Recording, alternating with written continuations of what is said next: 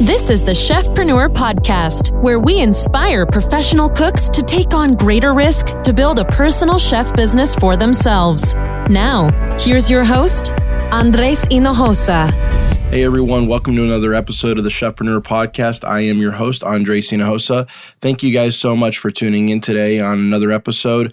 I'm excited because we're going to be starting something new. We're going to be having a small segment in our podcast every week where you guys can give me your topics that you want me to cover, or even just questions, flat out questions that you want me to answer on the podcast for you regarding being a personal chef and starting a personal chef business. So we have several ways that you guys can kind of comment and give us your guys' questions or topics you want me to comment on. You could do it on our Chefpreneur page on Facebook or in our private Chefpreneur Movement page. You can also look us up at I'm a Chefpreneur on Instagram and go ahead and comment as well. And we would definitely love for you guys to give us any comments or topics or questions to answer on the podcast so we could just answer them directly. So this week, I do have already several questions that you guys have asked, and one of them is by Katie on Facebook, and she was wondering what the process is that I go through for a cook date, everything from starting from the client intake all the way to the billing and follow-up.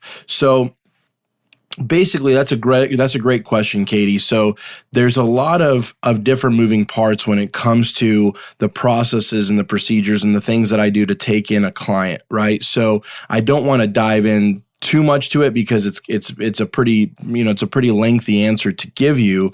But I will say that everything from basically when you make contact with a client who's interested in your services, there's a very specific way that you want to talk to them, whether it's through email or if they have you give them, basically if you give them a call or if they call you. I personally, in my business, I like to have them set up a phone call with me where I then reach out to the client, call them, and I basically ask them several questions, which I kind of have like a little script, I guess you would say, a client questionnaire sheet that I use. And I asked them several questions about their event, how many people are going to be, they're going to be dining, what the date of the event is, and so forth and so on, right? I asked them some allergy questions. I asked them food preferences, if they're celebrating a special occasion. It's a very simple process that I use. And so I have found that when I am talking with them on the phone, it's a lot more personal, and I'm able to get an understanding of what they're wanting to accomplish based on that phone conversation. Because I'll be honest with you, there's a lot of people that think that food is the only thing that matters being a personal chef, and that couldn't be further from the truth. The experience, the overall experience is really what they're buying, right? Not just the food. The food is one piece, but the overall experience is what they're buying. And the experience starts from the moment you contact the client. Now, when it gets all the way going down the process of when they're getting more serious about hiring you, maybe you've sent them a couple menus, they've replied back to your emails, you're going back and forth a little bit, and it comes time where they want to book you, fantastic, that's great. So what I do in my business is I require a 50% deposit of the total estimated cost of the actual service, right? So if it's $500 and the groceries I think will be $150, the total price will be $650, and divided by 2 would be $325. So I would require a $325 deposit to secure the date. And that's what I tell the clients, to officially secure the date, meaning if someone tries to come in, they try to book that day, they're locked in because they've actually given me money, they've actually secured the date, right? And this does eliminate some of those people as well that are not very serious and they're giving you their word that they're going to book you, and there's all these types of questions. But it also just makes you secure knowing that you've already been paid up front in advance a small amount to be able to secure the date for that client, right? Once I go to the actual client's home, I perform my services for them. Again, I can tell you the entire process that I do in a day. I did speak about it a little bit on the podcast last week, but really there's an entire process I take. And of course, I start to, prep. I go shopping, I prep at the home, start cooking at the home, serve the clients, clean up everything as if you left it there spotless. Sometimes I usually clean it up better than the way I found it, leaving the clients happy. And then the next day, day, I basically follow up with them with the remainder of the bill. And of course, the estimated cost of groceries is adjusted to reflect the actual cost that the groceries cost, and then I bill that final payment, final invoice to the client. So, in the follow-up process, I usually obviously do send out as well a thank you email letting them know. I also write them a small thank you card after that event, the evening and I hand it to them. And that's just a really nice touch. So they really feel that you're appreciating them, working with you and allowing, you to serve them. And that's basically the entire scope of it. Now, I do have in our Chefpreneur program that we will be launching shortly. We've done a soft launch on it, but we're really trying to pack it full of everything that you need, every tool that you can think of, everything down to sales scripts on what to say in that phone call that I'm talking about, all the email templates you need of how to follow up with a client, how to ask a client for, basically for a deposit, everything that you need, the entire email follow-ups after the event, before the event, during the event. Maybe clients have called you or put an inquiry on your website and you haven't heard back from them. We're going to be giving you all those email templates, an entire process of a follow-up of people who have maybe not hired you or haven't got back to you, and also all the templates and emails that you need as well for when clients call you and want your services, leading all the way up to, the event. So we're going to have an entire email templates for you. We're also going to have, like I said, a kind of a sales script for you to follow, because I've said it on a podcast before that if you don't know how to close the deal with the client, right, you can get 100 leads a month, and some chefs out there get a lot of leads, right? I get a decent amount of leads coming in a month. My business does very well with that. I just did the rate, I guess you would say, or the percentage of how many clients actually book with me that have given me an inquiry through the website.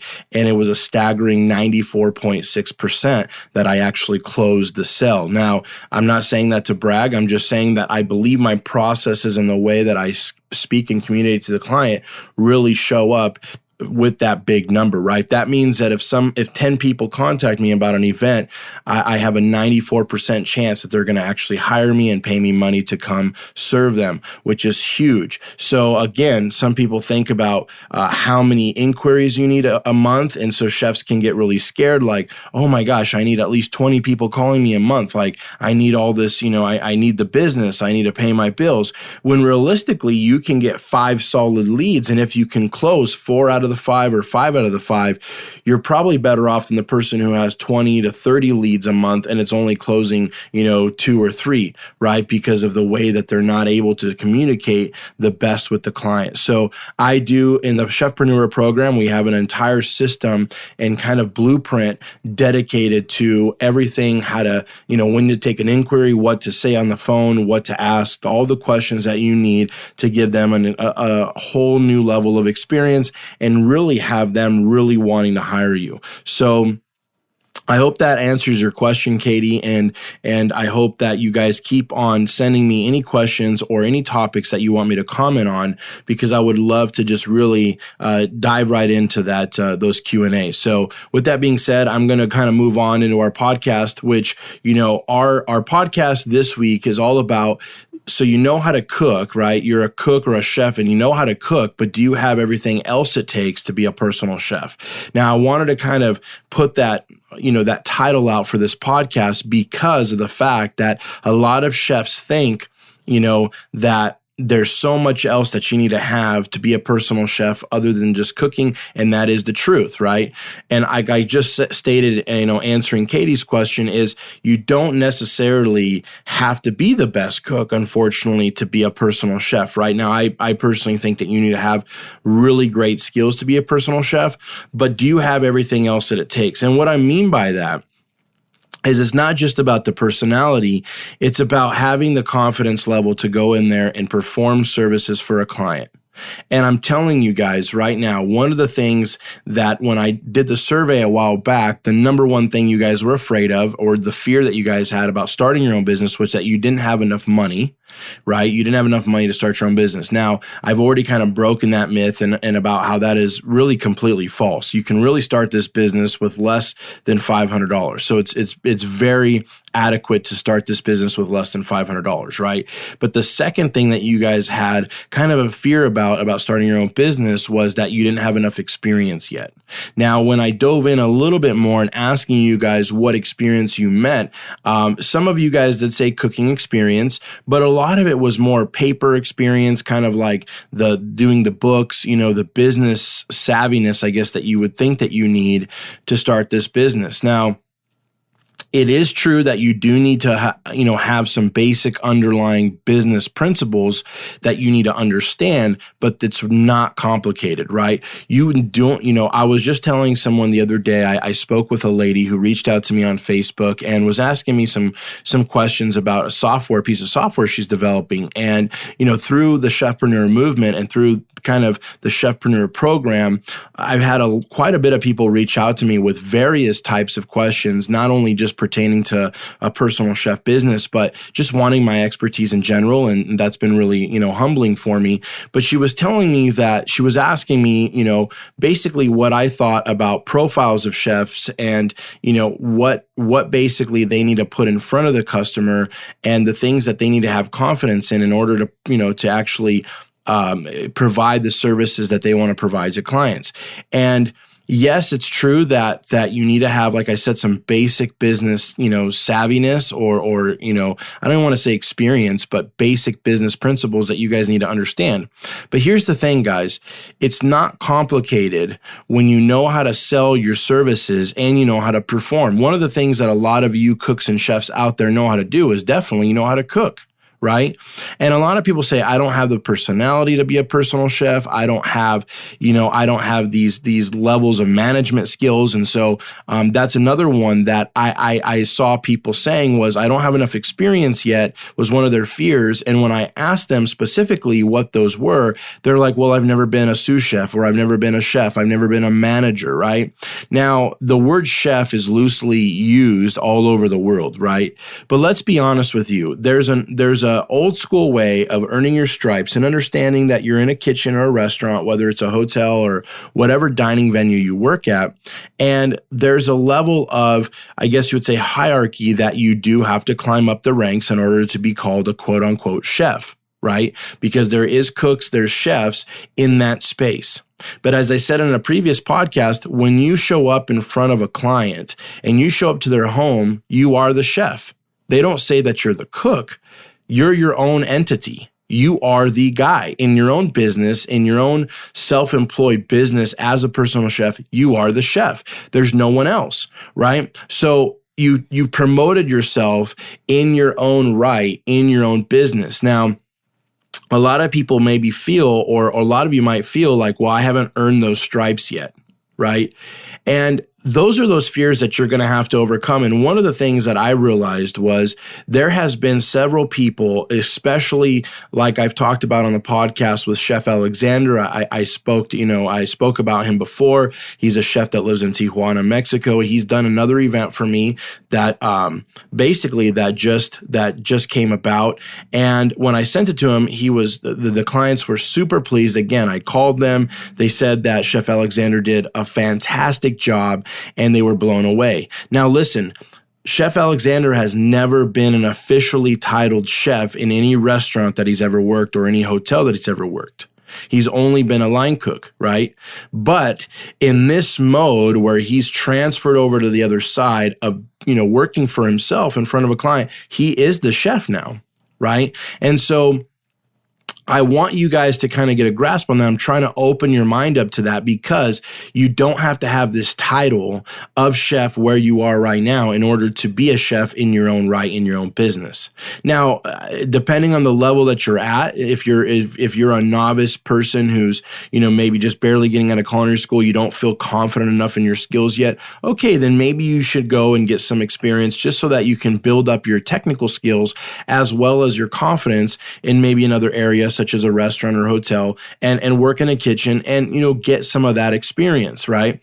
But most of the chefs and cooks that are out there have been cooking for years. They know how to cook good food. And you know what? And maybe they don't necessarily have all the management experience and so forth and so on. And to be honest, in this particular business as a personal chef, you do not need to have quote unquote managerial experience. Now, you need to manage yourself, you need to manage your business. And in the Chefpreneur program, in our membership program, we give you all the tools as a blueprint of how to basically, keep your books, how to do the accounting, how to, do very simple points of marketing, how to describe your messaging, your communications. Like I said, we're providing you with email templates. We're providing you with a lot of blueprints of processes where you just literally plug and play. You can copy and paste things and you start learning the business processes that I'm talking about, where you can follow it step by step, right? And that's what I mean by that is that, we're trying to build,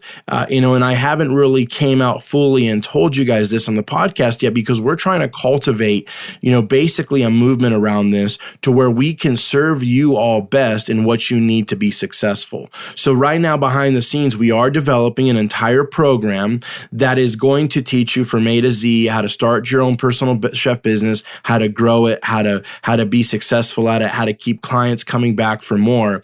And we're giving you everything that you need. Now, I won't disclose everything that we're working on. I've already disclosed that we're going to have email templates and some blueprints for you, but I'm not going to disclose every single thing that's in the program just yet because we're still developing it. We want it to be slam dunk, everything you need right out the gate when we do launch it, right? So stay tuned for that when we do launch it.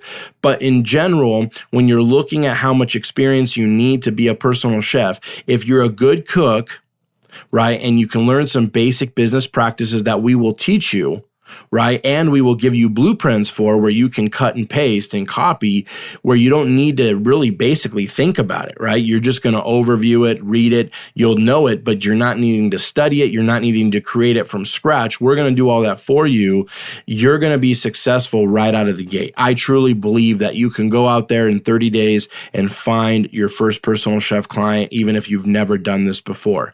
Now, I wanted to touch base on that on today's podcast episode because I think a lot of you maybe again are looking more of the experience part, whether it is the cooking, whether it is how many years you've been cooking, or the business savviness you need to understand the business.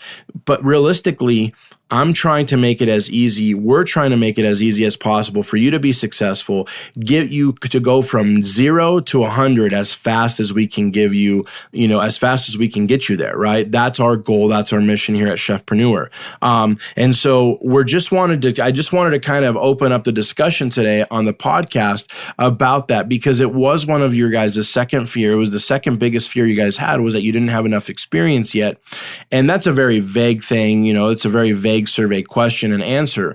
But when we dove in a little bit further, we did find out that it is a lot of the business aptitude part of it. And some of you were struggling a little bit with not having enough cooking experience. Now, the cooking side of it, we really can't help you. Of course, we can give you some recipes, and we will be giving you some client favorite recipes that we have in my company that to give you that you're going to feel like you have some solidity there. But we're not really a cooking school. We're not teaching you how to cook. We're really teaching you how to start your own business and do this for yourself, right? And the best thing of all is we want you to start part-time, keep your job, and be able to jump into this part-time, right?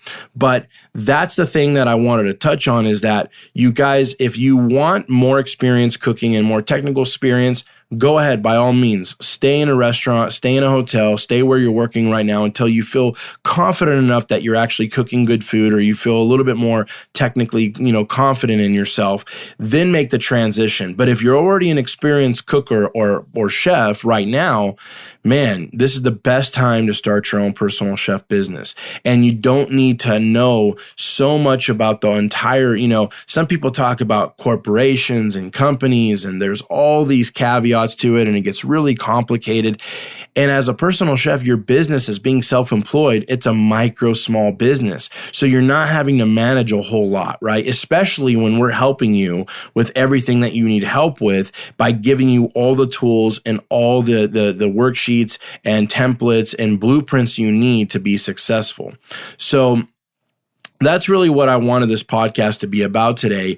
And I'm going to go ahead and I'm actually going to jump on one more topic that goes with this as well. And that's one of the things that I've noticed about a lot of chefs that I don't know if it happens anymore, but we've had a lot of chefs that have, been in the restaurant industry or the hotel industry for many years, and they feel like they get a little stale.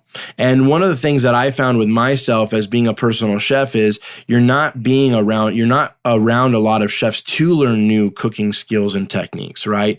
And one thing I found was with my business is that you don't necessarily need to go out there and just, only cook for clients and that's it. You're never learning anything, right? Because I still want to learn things for my clients. I want to make the experience better for my clients. And like I said, cooking is part of the experience.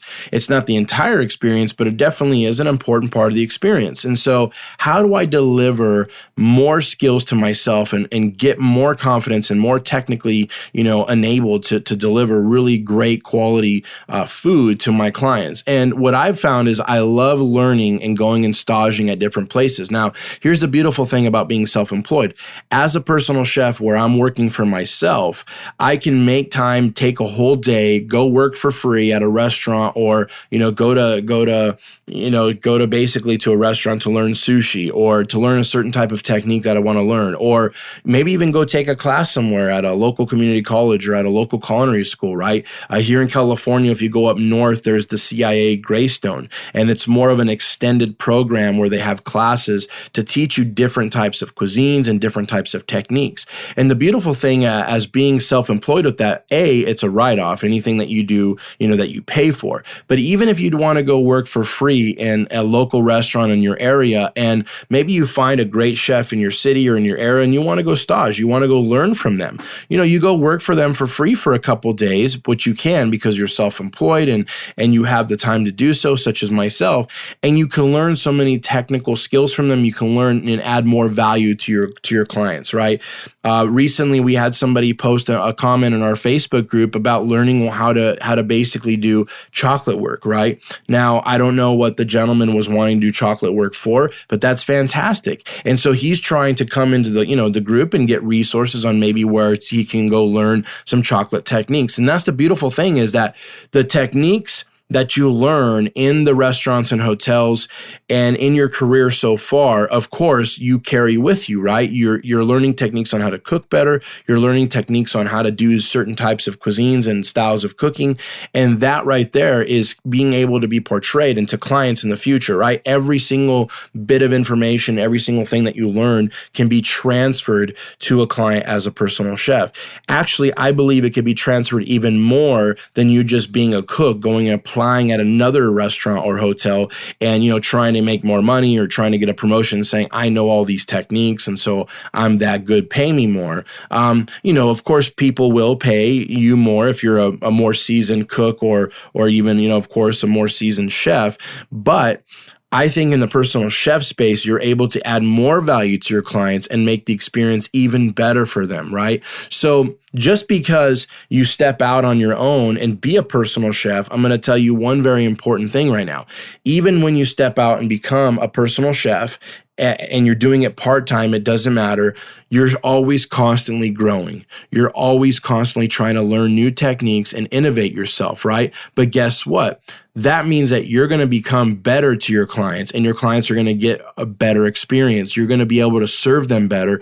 You're going to be able to cook for them dishes that maybe you didn't know how to do 3 years ago, and now you're able to bring that to a client. And that's really valuable for them, guys. Why? They're going to hire you back, right? So if you do one event for them, they love it, they're probably going to hire you back. The chances of them hiring you back if they loved it are extremely high, especially when I teach you some of the marketing techniques on emailing them and basically reminding them that you're still there and that you're still able to serve them and come cook for them in their home whenever they need you to or want you to, right? So basically, when you're looking at it from that angle, you're going to be able to continue to up your game even with the same clients, right? So you might be able to tell them, hey, I learned some new techniques and I would love to maybe, show you guys some of the things I've been learning. Clients love that. Think about it. It's like when you go to a chef's table at a restaurant. If you go to a chef's table and you eat the same food all the time, it's going to be pretty boring after a while, right? The experience is great. You're still seeing the chefs, and the cooks in the kitchen cook, and you're being served right there in the kitchen. If anybody's ever done a chef's table, it's a great experience. But as a personal chef, the clients are getting the same experience as a chef's table. In fact, it's even better because it's one chef, very private and very direct with the clients, right? But not only that, if you increase your skills and your technical abilities, you're going to be able to portray those and input those into your clients even more. So it's really exciting because there's no holds bar on your education, and you don't have to stop, because I know that that's been sometimes a worry as well, is like people are like, well, I'm not going to be working with other chefs or cooks. Like, how am I going to learn anything new? Well, when you're self-employed and you're doing this as a business, the sky's the limit on going around and working. I know if you're working a 40-hour work week, or even, let's be honest, if you're a chef and you're on salary, you're working 50 to 60 hours a week. You have very little time to go out and stage, very little time to go out and try to learn new techniques or even self-study, right? It's hard. You don't have as much time. But as a personal chef, I can go and I can work 30 hours a week and make more money, honestly, than I made when I was a salaried employee. But now I have more free time to be able to learn and educate and basically educate myself and learn techniques that maybe I want to learn. Why? To bring them to those clients and to better myself and to make myself more valuable to them.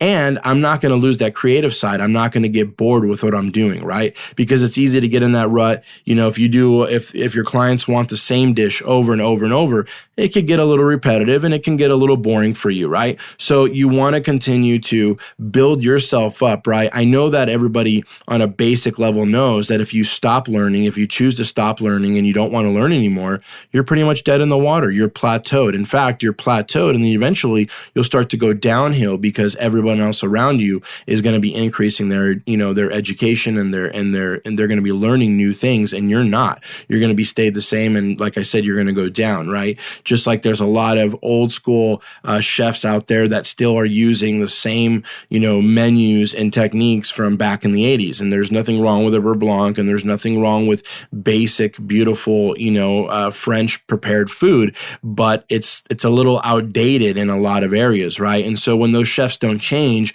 with the times and learn new skills, then they look very dated. Even though it's not even that long ago, they look like they're actually going downhill. Why? Because everyone else is going uphill around them. So it's like they're kind of going down while everyone's goings up. So I just wanted to share that with you guys on the podcast today, that if you are a chef or a cook and you know how to cook, you do have what it takes to be a personal chef, because we can teach you and give you all the tools to succeed, to be able to accomplish and starting your own personal chef business and having a really excellent repertoire and a really excellent, basically relationship with all of your clients. That's really what we teach and what we're going for. So I hope that really inspired you guys. I hope it helped you. And I hope you guys like the new segment of the Q&A or the topic discussion. So please send us, give us a comment on our Chefpreneur Facebook group,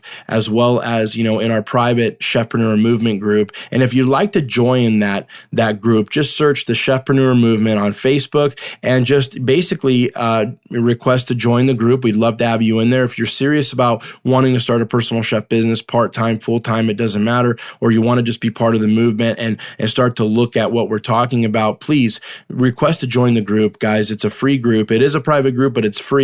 And we'd love to be able to have you in the group. Also, we're still giving away our free ebook. To get a copy of that free Chefpreneur ebook, go to ebook.chefpreneurprogram.com. That's ebook.chefpreneurprogram.com. Also, we have our blog, chefpreneurprogram.com/blog, and you guys can read our blog there as well. So we're here to motivate, educate, and inspire all of you guys to take a leap of faith, start your own business, and create experiences that you want to create without holding anything back. So again, the future is yours, guys. Put it into your own hands. My name is Andres Hinojosa again, and I will see you on the next episode next week of the Chefpreneur Podcast. Take care.